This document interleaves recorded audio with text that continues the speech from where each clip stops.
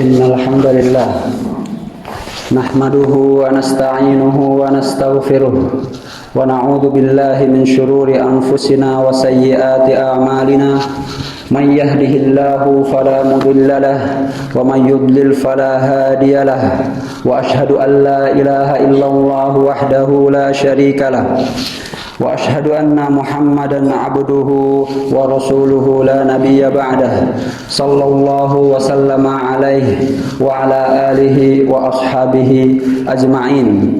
Qala Allahu azza wa jalla ya ayyuhalladzina amanu taqullaha haqqa tuqatih wa la tamutunna illa wa antum muslimun. Ya ayyuhan nasu taqu rabbakumul ladzi khalaqakum min nafsin wahidah wa khalaqa minha zawjaha wa batha minhuma rijalan katsiran wa nisaa'a wattaqullaha alladzi tasaaluna bihi wal arham innallaha kana 'alaikum raqiba. Ya ayyuhalladzina amanu taqullaha wa qulu qawlan sadida yuslih lakum a'malakum wa yaghfir lakum dhunubakum wa man yuti'illaha wa rasulahu faqad faza fawzan 'azima. Ibadallah ittaqullaha haqqat taqwa. Laqad sabata 'anin nabiy sallallahu alaihi wasallam min hadits Abi Darda'i wa Bilal radhiyallahu anhuma anna an-nabiy sallallahu alaihi wasallam qala alaikum biqiyamil lail fa innahu da'bus shalihin qablakum wa qurbatun ila Allah ta'ala wa manhatun 'anil ithm wa takfirun lis-sayyi'at wa mataradatun lid-da'i 'anil jasad. Rawahu Tirmidzi wa shahhahahu al-Albani. Ayyuhal muslimun, hadirin jamaah Jumat rahimakumullah. Rasulullah sallallahu alaihi wasallam bersabda, hendaklah kalian melaksanakan sholat malam, karena sesungguhnya sholat malam adalah kebiasaan orang-orang soleh sebelum kalian, dan itu dapat mendekatkan diri kepada Allah dan dapat menghapus dosa-dosa dan kesalahan, dan dapat mencegah seseorang dari perbuatan dosa, dan juga dapat mengangkat penyakit yang ada di badan. Hadis riwayat At-Tirmidzi. Fa innahu da'bus sholihin qablakum. Ibadallah, sesungguhnya qiyamul lail, salat malam adalah kebiasaan orang-orang soleh sebelum kita. Kebiasaan orang-orang soleh sebelum kita. Seperti itulah kebiasaan Rasulullah sallallahu alaihi wasallam. Seperti itulah kebiasaan para sahabat radhiyallahu anhum, dan kebiasaan para salafus soleh, kebiasaan tabi'in, tabi'ut tabi'in, dan orang-orang soleh sampai pada saat ini. Mereka tidak mau menyia-nyiakan waktu malam mereka.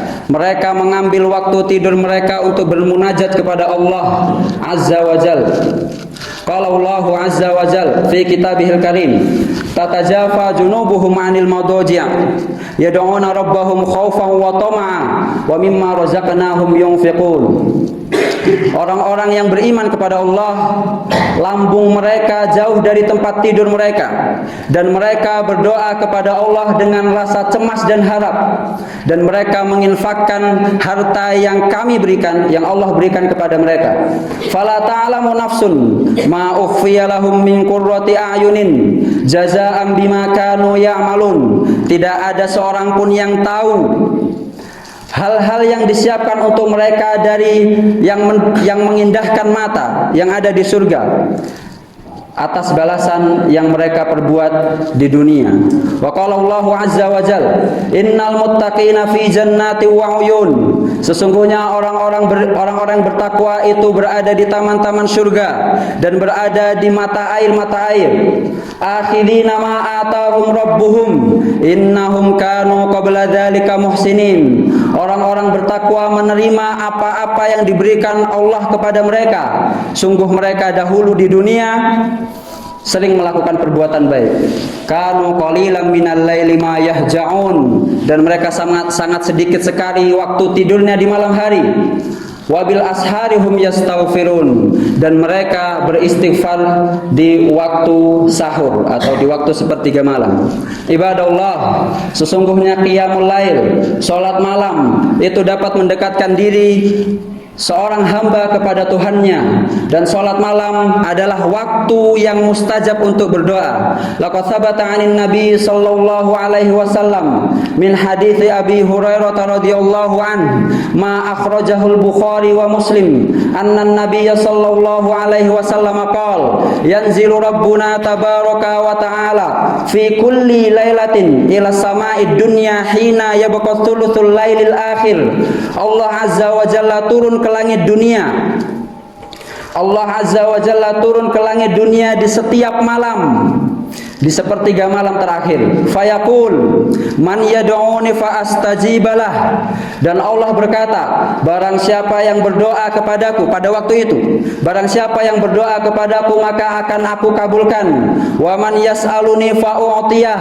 Dan barang siapa yang meminta kepadaku maka akan aku berikan. Wa man yastaghfiruni fa aghfirlah. Dan barang siapa yang beristighfar kepadaku maka akan aku ampuni dosa-dosanya. Wa an Jabir bin Abdullah radhiyallahu anhu anna an-nabiy sallallahu alaihi wasallam qala inna fil lailati la sa'atan la yuwafiquha rajulun muslimun yas'alullaha azza wa jalla khairan min amri dunya wal akhirah illa a'tahu iyyah wa dzalika kulla lail. Dari Jabir bin Abdullah radhiyallahu anhu meriwayatkan bahwasanya Rasulullah sallallahu alaihi wasallam bersabda, pada malam hari ada suatu waktu. Waktu itu adalah waktu yang dimana apabila seorang muslim berdoa kepada Allah, meminta kebaikan di dunia dan di akhirat, maka pasti akan Allah kabulkan permintaannya, dan itu terjadi di setiap malam. Hadis riwayat Muslim. Ibadah Allah, bayangkanlah Allah membangunkan kita di sepertiga malam, di antara orang-orang yang semuanya tidur. Lalu Allah membangunkan kita, memberikan kita taufik untuk bangun dan berhadapan di atasnya, berhadapan di hadapannya untuk bersujud dan melakukan qiyamul lail. Yang mana pada saat itu banyak orang-orang yang lalai, banyak orang-orang yang tidur, dan banyak orang-orang yang bermaksiat. Dan Allah memberikan kita, seandainya kita diberi taufik untuk bangun malam dan melakukan ibadah yang sangat dicintai oleh Allah. Ibadah Allah, siapa dari kaum muslimin yang tidak tahu fadilah qiyamul lail? Siapa dari kaum muslimin yang tidak tahu fadilah salat malam? Banyak dari mereka yang mengetahui fadilah salat malam. Namun pertanyaannya, siapa dari kaum muslimin yang mengetahui fadilah salat malam dan ia benar-benar melakukan salat malam? Sofwan bin Sulaim rahimahullah, salah satu guru Al-Imam Malik bin Anas, salah satu dari 4 madhab.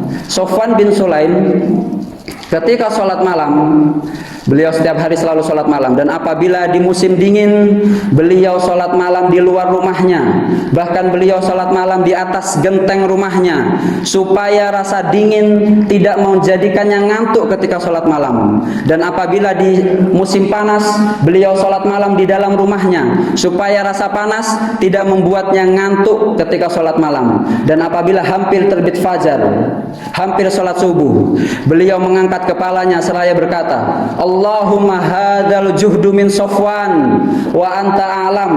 Ya Allah, hanya sebatas inilah jihad yang bisa dilakukan oleh Sofwan, dan engkau lebih mengetahui. Ibadah Allah, apabila kita melihat bagaimana para salafus soleh dalam qiyamul lail, seakan-akan mereka menunggu waktu malam untuk bermunajat kepada Allah. Namun sebagian dari kita seakan-akan ada tembok di atas badannya yang menghalanginya untuk berdiri dari tempat tidurnya, yang menghalanginya untuk bangun berhadap kepada Tuhannya. Maka lihatlah perbedaan antara kita dengan orang-orang soleh sebelum kita. Lalu apa yang terjadi kepada kita? Bahkan ada orang pada saat ini yang menisbatkan dirinya sebagai penuntut ilmu, mengaku dirinya sebagai penuntut ilmu, kalah dengan mereka yang dikatakan awam dalam ilmu agama. Di sana ada orang awam dalam ilmu agama yang tidak bisa bahasa Arab, yang hafalannya hanya sedikit, yang ilmunya hanya beberapa, tapi ia tidak pernah meninggalkan sholat malam di setiap malamnya. Ia tidak pernah meninggalkan sholat malam di setiap malamnya. Lalu bagaimana dengan penuntut ilmu yang setiap hari membaca perkataan qala Allah wa qala Rasul, membaca buku ini dan buku itu, tapi ia tidak pernah sholat malam, bahkan ia tidak pernah terdetik dalam hatinya untuk bangun sholat malam? Maka apa perbedaannya antara penuntut ilmu dan orang awam? Sebagian dari anak-anak muda mengatakan dan menunggu masa tuanya dan menunggu tumbuhnya uban di rambutnya, seraya berkata, hina idin sanakum, pada saat itulah, pada saat tua nanti aku akan bangun, pada saat tua nanti aku akan bangun untuk sholat malam. Namun ketahuilah, wa yansha'u nasyul fityani minna ala ma kana awadahu abuhu. Seseorang anak atau seorang anak dari setiap kita akan tumbuh sesuai dengan yang dibiasakan oleh ayahnya. Wa madanal fata bihizan walakin yu'awwiduhu tadayyuna aqrabuhu. Dan seorang pemuda tidak akan bisa soleh begitu saja, namun yang membuatnya soleh adalah kebiasaan-kebiasaan yang dibiasakan oleh orang-orang sekitarnya, oleh orang-orang terdekatnya. Maka apabila seorang pemuda tidak merasakan dan tidak membiasakan qiyamul lail pada saat mudanya, maka ia tidak akan bisa terbiasa pada saat tuanya. Illa man rahimallah. Abdullah bin Mubarak rahimahullah mengatakan, jahadtu nafsi fi qiyamil lail 20 sanah fartahat 20 sanah. Abdullah bin Mubarak mengatakan, aku berusaha melawan nafsuku dan aku berjihad melawan nafsuku untuk qiyamul lail selama 20 tahun, dan aku baru bisa mendapatkan nikmatnya qiyamul lail 20 tahun berikutnya. Ini Abdullah bin Mubarak, bukan salah satu orang dari kita dan bukan orang awam. Abdullah bin Mubarak adalah orang yang terkenal atau ulama yang terkenal dengan ilmu dan ibadahnya, dan ini sangat jarang sekali. Beberapa ulama terkenal dengan ilmunya namun kurang dalam ibadahnya, dan beberapa ulama terkenal dengan ibadahnya namun kurang dalam ilmunya. Abdullah bin Mubarak adalah salah satu ulama yang terkenal dengan ilmu dan ibadahnya dan terkenal dengan zuhudnya. Beliau yang sudah terkenal dengan ilmunya mengatakan, aku berusaha dan berjihad melawan nafsuku untuk qiyamul lail selama 20 tahun, dan aku baru merasakan nikmatnya qiyamul lail 20 tahun berikutnya. Seakan-akan ketika beliau mengatakan ini, beliau telah melaksanakan qiyamul lail 40 tahun yang lalu, dan beliau merasakan qiyamul lail dan berjihad 20 tahun dan baru merasakan nikmatnya qiyamul lail 20 tahun. Maka ibadah Allah, hendaklah kita sebagai seorang muslim, apalagi terlebih-lebih seorang penuntut ilmu, hendaklah ia berusaha untuk qiyamul lail, hendaklah ia berusaha untuk sholat malam, dan tidak menyia-nyiakan waktu malam untuk sholat malam. Ibadah Allah, dan ketahuilah sungguh salah satu dari qiyamul lail adalah sholat witir, dan sholat witir adalah sholat yang sangat ditekankan oleh ulama dan sangat ditekankan oleh Rasulullah sallallahu alaihi wasallam. Wa kana Rasulullah sallallahu alaihi wasallam la yatruku sholatal witri safaran wala hadara. Rasulullah sallallahu alaihi wasallam tidak pernah meninggalkan sholat witir ketika safar ataupun ketika mukim, ketika tidak safar. Bahkan ketika beliau sakit dan tertidur tidak melaksanakan sholat witir, beliau sholat di atas tunggangannya, atau bahkan beliau sholat mengkodoknya di waktu duha. Dan sholat witir ini sangat ditekankan oleh para ulama. Saking ditekankannya sholat witir ini, ada khilaf di antara para ulama tentang hukum sholat witir ini sendiri. Al-Imam Malik bin Anas dan Al-Imam Asy-Syafi'i mengatakan bahwa sholat witir ini tidak wajib, namun ini sunnah muakkadah, sunnah yang sangat ditekankan. Namun Al-Imam Abu Hanifah mengatakan bahwasanya sholat witir ini wajib, dan orang yang meninggalkan sholat witir ini berdosa. Dan Al-Imam Abu Hanifah mengatakan salat witir ini wajib. Al-Imam Ahmad bin Hambal mengatakan bahwasanya man tarakal witra amdan fahuwa rajulus su'in fala yanbaghi an tuqbala lahu syahadah. Barang siapa yang meninggalkan salat witir, maka dia adalah orang yang buruk dan tidak sepatutnya persaksiannya diterima.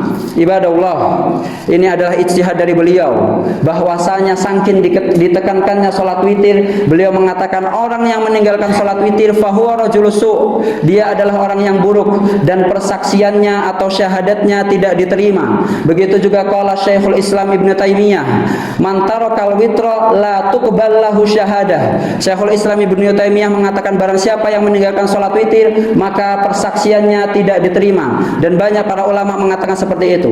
Dan salat witir ini termasuk akadu an-nawafil, termasuk nafilah atau yang sangat ditekankan, termasuk salat yang sangat ditekankan.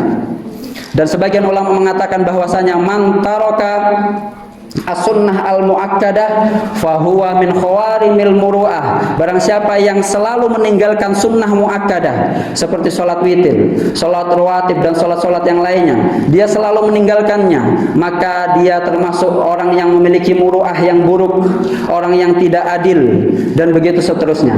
Ibadah Allah, maka sebagian ulama mengatakan bahwasanya orang yang selalu meninggalkan sholat witir, maka ia berada di dalam bahaya, karena ini ada ikhtilaf di kalangan para ulama antara wajib ataupun sunnah muakkadah.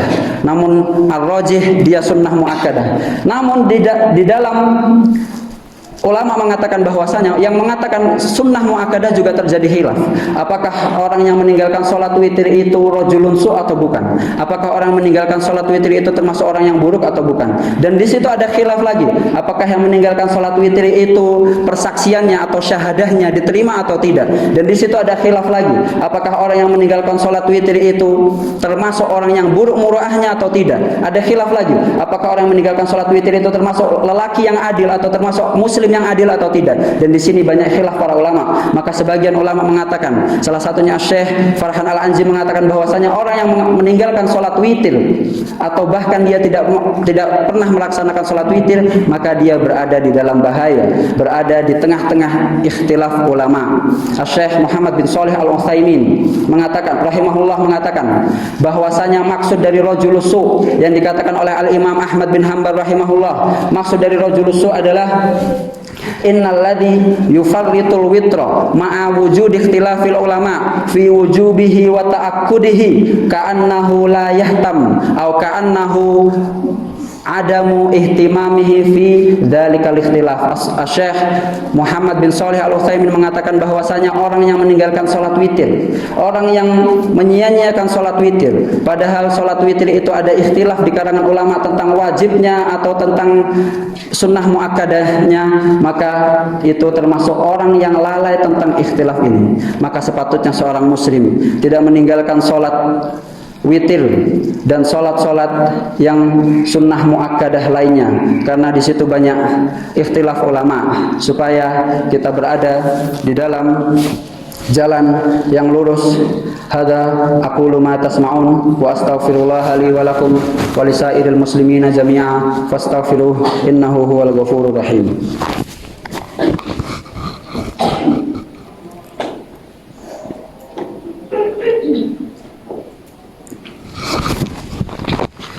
Alhamdulillahi wahdah wassalatu wassalamu ala man la nabiyya ba'dah nabiyyina Muhammadin wa ala alihi wa sahbihi wa man sara ala nahjihi wa iktafa atharah wa sanna bi sunnatihi wa ihtada bi hudahu ila yaumiddin. Amma ba'du, ibadallah, ittaqullaha haqqat taqwa wa man yattaqillaha yaj'al lahu makhraja wa yarzuqhu min haitsu la yahtasib. Laqad thabata 'anil nabiy sallallahu alaihi wasallam min hadis Jabir bin Abdullah radhiyallahu anhu sallallahu alaihi wasallam qala man khafa alla yaquma akhiral lail min akhiril lail falyutir awwalah wa man tami'a an yaquma akhirahu falyutir min akhiril lail fa inna salata akhiril lail mashhudah wa dzalika afdal. Rasulullah sallallahu alaihi wasallam bersabda, barang siapa yang yang takut untuk tidak bisa bangun malam di akhir malam, di sepertiga malam, maka hendaklah dia sholat witir di awal malam. Dan barang siapa yang yakin untuk bisa bangun di sepertiga malam atau di akhir malam, maka hendaklah dia sholat witir di akhir malam. Karena sesungguhnya sholat di akhir malam, sungguhnya sholat di sepertiga malam itu disaksikan oleh para malaikat, dan itu lebih mulia. Ibadah Allah, sepatutnya bagi seorang muslim, terlebih lagi penuntut ilmu, apabila ia tidak bisa melakukan yang afdol, maka janganlah dia meninggalkan yang fadil, janganlah dia meninggalkan yang mafdul. Apabila seorang muslim tidak bisa atau penuntut ilmu tidak bisa melakukan qiyamul lail yang afdol, maka janganlah dia meninggalkan qiyamul lail yang fadil. Ma la yudraku kulluhu la yutraku kulluhu. Sesungguhnya yang tidak bisa diambil semuanya. Apabila seseorang tidak bisa melaksanakan semuanya, maka janganlah dia meninggalkan semuanya. Apabila seorang muslim tidak bisa melaksanakan sholat malam yang paling afdol, yaitu di sepertiga malam, maka hendaklah dia melakukan sholat malam di awal malam. Maka ada beberapa derajat sholat malam dan sholat witir. Ada 4 derajat. Derajat pertama adalah derajat yang paling rendah, dan ini derajat yang paling mudah, yaitu seseorang melakukan sholat witir setelah sholat isya atau setelah sholat rawatib isya. Seseorang melakukan 1 rakaat atau 3 rakaat setelah sholat isya, dan ini adalah derajat yang paling mudah, dan ini adalah derajat yang paling rendah. Namun ini wasiat para ulama, apabila seorang ingin memulai sholat witir dalam hidupnya, maka hendaklah dia memulai dengan ini, memulai dengan yang mudah, tidak memulai dengan yang sulit. Apabila seseorang memulai dengan yang sulit, maka dia akan sulit untuk istiqomah bertahun-tahun. Mungkin hanya sehari 2 hari, lalu setelah itu dia selesai lagi. Apabila seseorang memulai dengan yang mudah, setelah sholat isya dia melakukan sholat witir 1 rakaat atau 3 rakaat, maka ini akan mudah baginya untuk istiqomah di dalam sholat witir. Derajat keduanya adalah derajat yang di atasnya dari derajat yang pertama, yaitu seseorang mengakhirkan sholat witirnya atau sholat malamnya sebelum tidur. Apabila seseorang sudah melakukan sholat witir atau terbiasa melakukan sholat witir setelah sholat isya, maka hendaklah dia mengakhirkan sholat witirnya sebelum tidur. Dan inilah adalah wasiat Rasulullah sallallahu alaihi wasallam kepada Abu Hurairah. Qala Abu Hurairah, "Awsani khalili bi thalathin, ahaduha an utira qabla an anam." Abu Hurairah radhiyallahu anhu mengatakan, Rasulullah sallallahu alaihi wasallam mewasiatkan 3 perkara kepadaku. Salah satunya adalah hendaklah aku selalu melaksanakan sholat witir sebelum aku tidur. Kemudian derajat yang ketiga, derajat yang di atasnya adalah seseorang melakukan sholat witir di sepertiga malam, dan ini adalah derajatnya kebanyakan orang-orang yang soleh. Dan hendaklah seorang muslim tidak memulai dengan derajat ini apabila dia masih belum terbiasa. Dan derajat yang keempat adalah derajat yang paling tinggi, yang dilaksanakan oleh Rasulullah sallallahu alaihi wasallam dan dilaksanakan oleh Nabi Daud alaihi salam, yaitu seseorang tidur di awal malam lalu bangun di pertengahan malam, tidak ada yang membangunkannya kecuali hanya untuk sholat kepada Allah. Setelah itu ia tidur atau ia meletakkan punggungnya di atas kasurnya apabila tidak tidur. Dan inilah adalah derajat yang paling tinggi, dan ini adalah derajat yang paling sulit. Hendaklah seorang muslim apabila ingin memulai sholat witirnya atau memulai sholat witir dalam hidupnya, ia memulai dengan yang paling mudah, tidak memulai dengan yang paling sulit. Ibadah Allah, sesungguhnya sholat witir banyak khilaf di kalangan para ulama tentang hukum-hukumnya dan tentang orang yang meninggalkan sholat witir. Maka hendaklah seorang penuntut ilmu tidak meninggalkan sholat witir. Apabila ia tidak bisa bangun di seluruh malam, maka ia tidak meninggalkan witir begitu saja, 1 rakaat atau 3 rakaat. Qala Abdullah bin Mas'ud radhiyallahu anhu, "Yanbaghi li hamilil Qur'an an yu'rafa bilailihi dan nasu naimun." Ibnu Mas'ud radhiyallahu anhu mengatakan, sepatutnya bagi para ahli Quran, orang-orang yang selalu membaca Al-Quran, ia tidak meninggalkan, itu dapat dibedakan antara dia dengan orang awam, yaitu dibedakan di malam harinya, terlihat di malam harinya dengan sholat malamnya apabila orang-orang yang lain sedang tidur. Wa qala ahadul ulama, mal farqu baina talibi ilm wa ammi laisa lahu haddun min qiyamil lail. Apa bedanya antara orang awam dan orang penuntut ilmu? Tidak ada waktu khusus baginya untuk qiyamul lail. Waqala Syekh Shalih Fauzan Al-Fauzan hafizahullah, ama tastahi minallah an tanama kulla lailatin wa la taqumu lillahi azza wa jalla walau biqalilin minal lail? Apakah engkau tidak malu kepada Allah, engkau tidur sepanjang malam dan tidak bangun sedikit pun untuk salat malam? Waqad an'amallahu 'alaika wa 'afaka wa ammanaka wa farragaka minal asghal. Padahal Allah sudah memberikanmu kesehatan, sudah memberikanmu rizki, sudah memberikanmu waktu luang. Walimadza la tashkurullaha 'azza wa jalla 'ala hadhihi ni'am? Dan mengapa engkau tidak melakukan salat malam dan tidak bersyukur kepada Allah atas nikmat-nikmat ini? Maka hendaklah seorang penuntut ilmu untuk memperhatikan para nasihat-nasihat para ulama tentang qiyamul lail. Su'ila Ibnu Mas'ud, "Ma nastati'an nakum qiyamul lail?" Ibnu Mas'ud radhiyallahu anhu ditanya, kita tidak bisa melakukan qiyamul lail.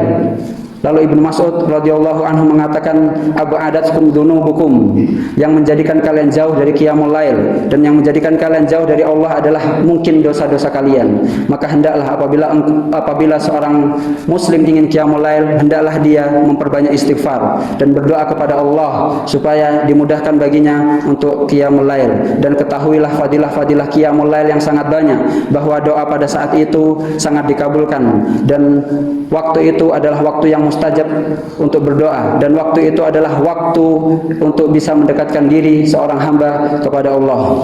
Ibadallah, innallaha amarakum bi amrin bada'a fihi bi nafsihi wa sanna bi malaikatihil musabbihati bi kursihi wa lam yazal qailan aliman. Innallaha wa malaikatahu yusholluna 'alan nabi ya ayyuhalladzina amanu shollu 'alaihi wa sallimu taslima.